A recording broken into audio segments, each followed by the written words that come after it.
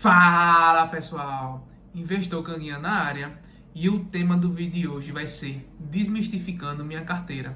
Vou falar um pouquinho sobre cada ativo dessa carteira e nessa semana vou falar sobre Banco do Brasil e um fundo imobiliário que é SDIL11, que particularmente gosto demais dessas duas ações e vocês pediram mais uma vez e esse vídeo vai em homenagem a vocês. Roda a vinheta e vamos para o vídeo de hoje.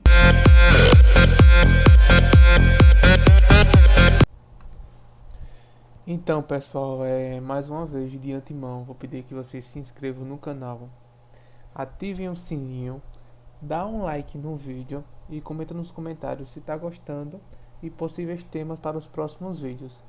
E por que eu peço isso para vocês, pessoal? É para aumentar o engajamento do canal, certo? Que o YouTube entende quando você está curtindo, tá se inscrevendo no canal, ativando o sininho, é um canal de relevância. Faz com que ele entregue mais e mais o conteúdo dessa página. E sem enrolação, vamos para o vídeo de hoje. No vídeo de hoje eu vou falar um pouco sobre duas ações que eu estou investindo na minha carteira pessoal e aberta do canal, certo? A primeira é Banco do Brasil. Estamos em 3 horas e 25 minutos, certo? E o mercado está aberto. Por isso que a cotação está sempre se movimentando. E primeiramente, um ponto positivo que eu queria mostrar para vocês é a questão da cotação. Eu filtrei aqui, ó, no máximo, que foi desde quando o Banco do Brasil abriu capital na Bolsa de Valores. Vocês podem ver, hoje a cotação está girando em torno de 28 a 29 reais. E esse preço você encontra facilmente na época de 2009, 2010, 2011. Até, né, em 2007 a cotação estava sendo, no caso a ação estava sendo negociada a esse valor. Enquanto se você der uma olhada aqui, ó, eu consigo observar a questão do lucro líquido nessa página, que eu gosto muito de comparar, certo? Ações de segmentos parecidos e ver qual é a que está melhor. A ação do Banco do Brasil, se você pegar o lucro dela há 10 anos atrás, girava em torno de 12 bilhões de reais. E ao decorrer dos anos, esse lucro foi aumentando, certo? Como vocês podem observar aqui, ó, no gráfico, a receita bruta foi aumentando e o lucro também, que é essa linhazinha vermelha. Não tanto, mas foi aumentando. Mas se vocês compararem o que a ação entregava há anos atrás, esse lucro foi subindo gradativamente, ó, ao longo dos anos. 974 milhões, depois foi 1 bilhão, 2, 2.3, 3, 4, 6. Alguns anos teve uma deflação, mas que todos os anos ela entrega lucros positivos. Em 2008, 8 bilhões, 8.8, 2009, 10, 11, 12, 12, 15 e até os dias de hoje. Hoje estamos no terceiro trimestre, que foi o que ela reportou para os investidores, e a ação já totaliza uma média de 17 bilhões, certo?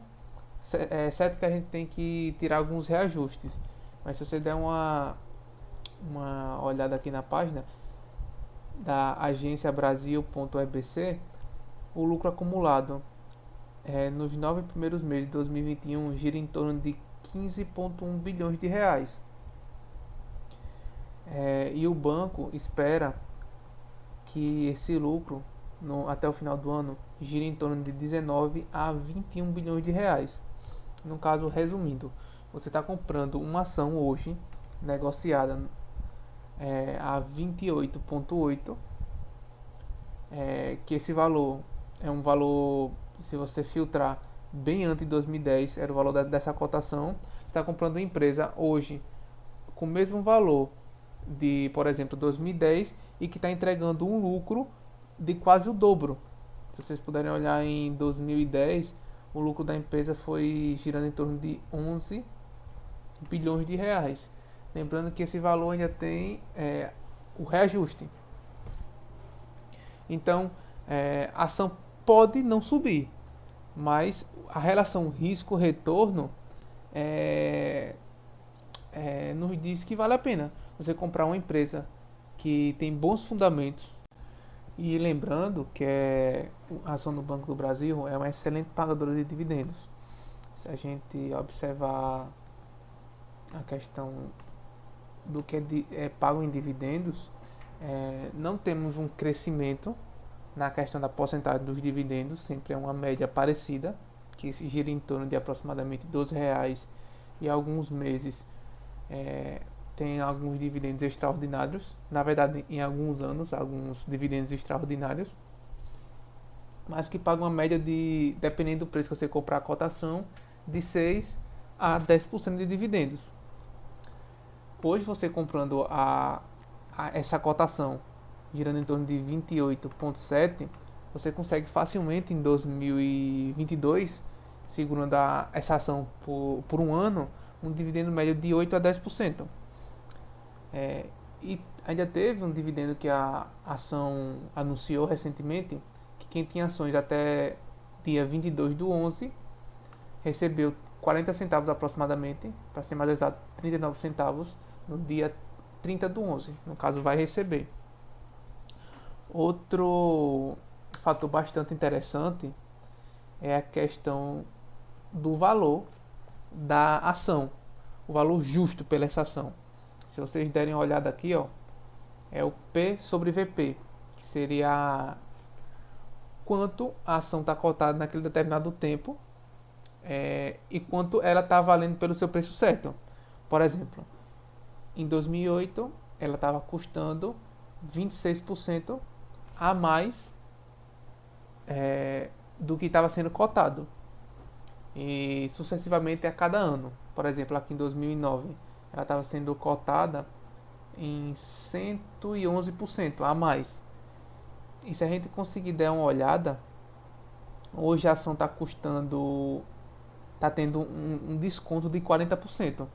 Em qual época a gente conseguiu observar isso? Foi em 2015, que ela teve essa relação aproximadamente parecida.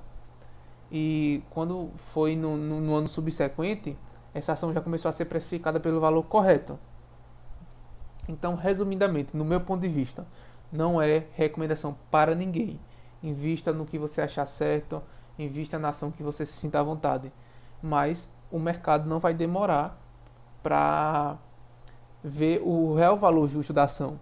Se vocês conseguirem aqui olhar, o VPA, que é o valor justo pela ação, é R$ 47. No caso, hoje você compra ela com um preço de 40% de desconto. E fora que até o final do ano esse valor deve aumentar, deve virar em torno de 50 a 55 reais, seria o preço justo pela ação. Então, resumindo, o mercado vai precificar esse movimento. E, no meu ponto de vista, é uma ação que não pode faltar na carteira de um holding, de um investidor a longo prazo. A segunda ação que eu invisto na minha carteira seria um fundo imobiliário, que seria o SDIL11. Se vocês conseguirem dar uma olhada, eu filtrei em 5 anos, e essa cotação que está sendo negociada hoje, de 83,4, é uma cotação desde a época de 2017. No caso, quer dizer que você está comprando essa ação com que ela tem hoje ao mesmo preço de 2017. E por que teve essa deflação tão grande? Primeiro, Selic em queda. Selic em alta faz com que os fundos imobiliários caiam. E principalmente, se vocês forem colocar, a Selic até um dia desse estava custando 2%.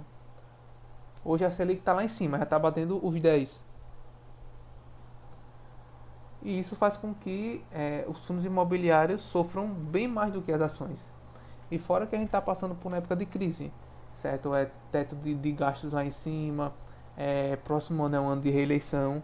Isso tudo afeta o mercado. E foi como eu mencionei em um outro vídeo, vou até deixar aqui em cima, são nos anos de crise que aparecem as melhores oportunidades. E como é que eu observo um fundo imobiliário? No meu ponto de vista, quando ele está sendo negociado de forma correta e um fundo imobiliário para você ter carteira de longo prazo, uma carteira holding.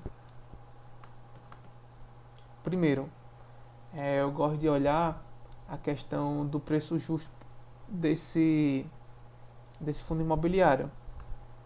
Como vocês podem dar uma olhada, esse fundo imobiliário está com desconto de 15%. O valor patrimonial da cota gira em torno de 98,16 e ele está com desconto de 15%. Outra coisa que eu olho para o fundo imobiliário é a questão de dividendos. Esse fundo imobiliário, sendo negociado nessa cotação, entrega uma média de 9% de dividendo líquido, livre, zero imposto de renda, fora a valorização de cota, que eu garanto a vocês que quem comprar fundos imobiliários bons ao longo prazo vai ter, sem sombra de dúvida, valorização na cota. Ela entrega normalmente dividendos parecidos, certo? Teve uma deflaçãozinha, mas no meu ponto de vista nada que faça com que eu tenha medo ou fique com o pé atrás.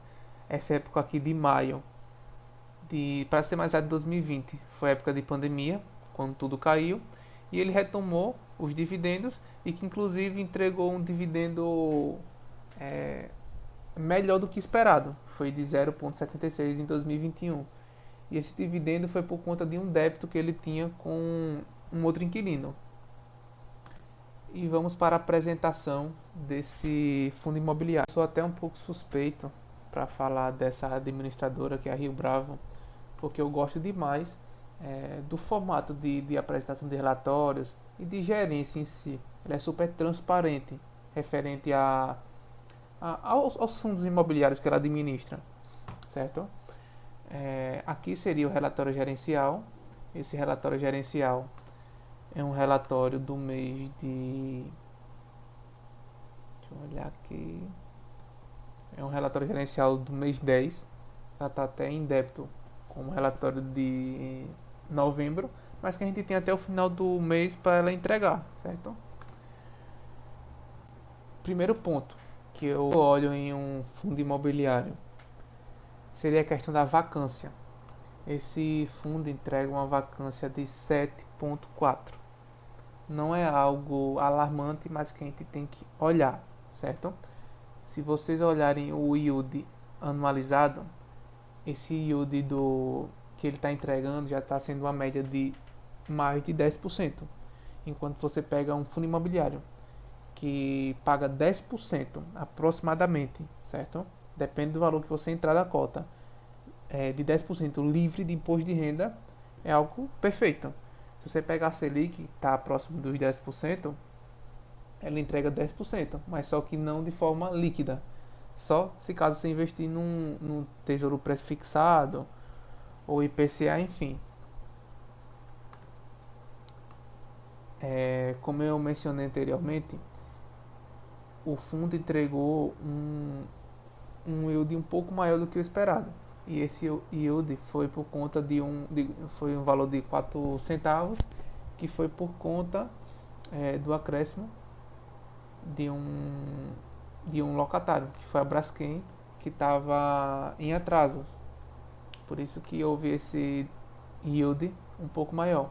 E que inclusive eles já confirmaram que até o final de 2021 o pagamento vai ser basicamente parecido, essa média de 0,76 centavos. Outra coisa que eu olho é a questão do que o fundo está recebendo e como ele está pagando. Porque tem muitos fundos imobiliários que, debaixo ali dos panos, eles pagam um yield um pouco maior, mas não justifica porque pagou esse yield maior. Se é um caixa ou se foi uma venda de algum estabelecimento, enfim. Esse fundo imobiliário mostra aqui o quanto ele está recebendo, certo?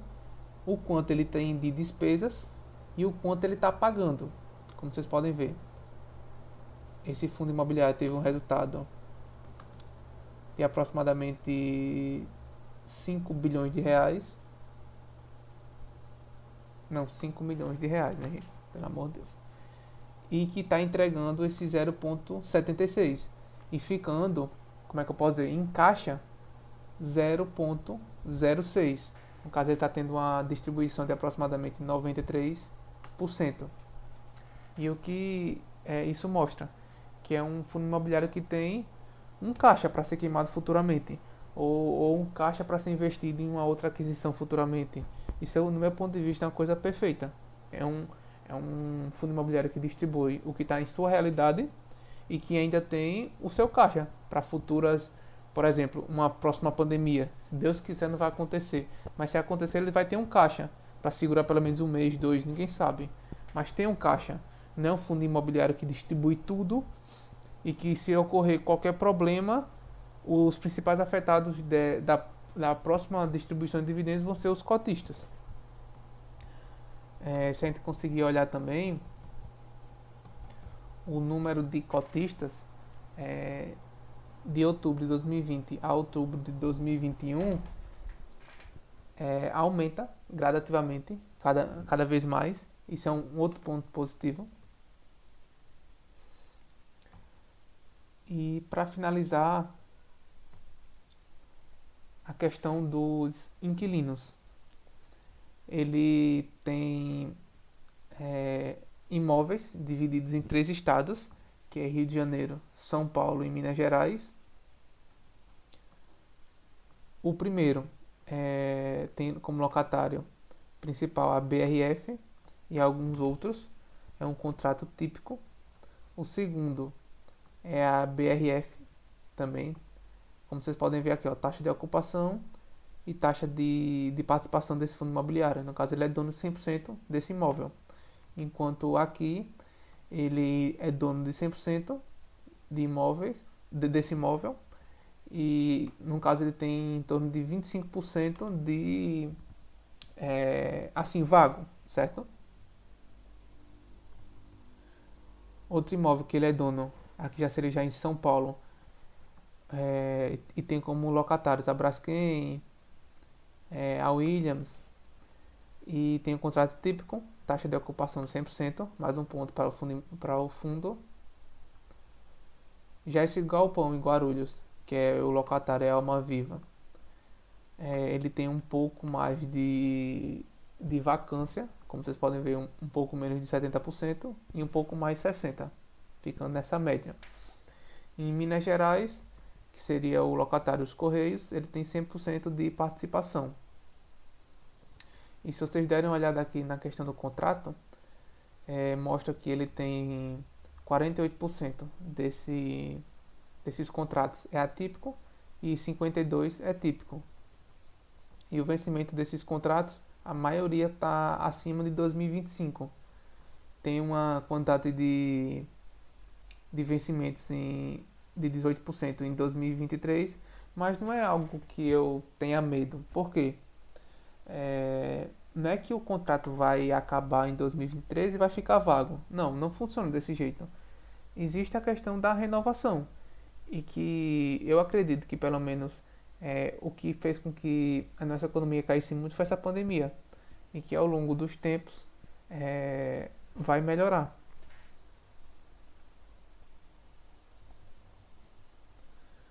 E mostra também aqui a composição de ativos. Ele tem também um pouco em renda fixa, um pouco em carteira de FIIs e outros. Que esses outros seria a questão de caixa, alguns outros investimentos, enfim. E faltou também mostrar aqui a questão da vacância geral. Como vocês podem ver, a vacância maior é em Duque de Caxias, que representa uma parcela assim relevante de 1/4 de vacância do fundo. E o fundo, o que tem uma maior vacância seria em Duque de Caxias, que seria esse multimodal Duque de Caxias, seria onde ele tem uma vacância maior. E se caso esse fundo conseguir alocar algum inquilino ou vários inquilinos no que está em aberto, faz com que quem seja mais privilegiado com isso vai ser os cotistas, porque o que ele paga hoje de 0,76 vai subir, certo? E basicamente a análise é essa, pessoal. E vou pedir mais uma vez, dá um like no vídeo e se inscreve no canal. Valeu!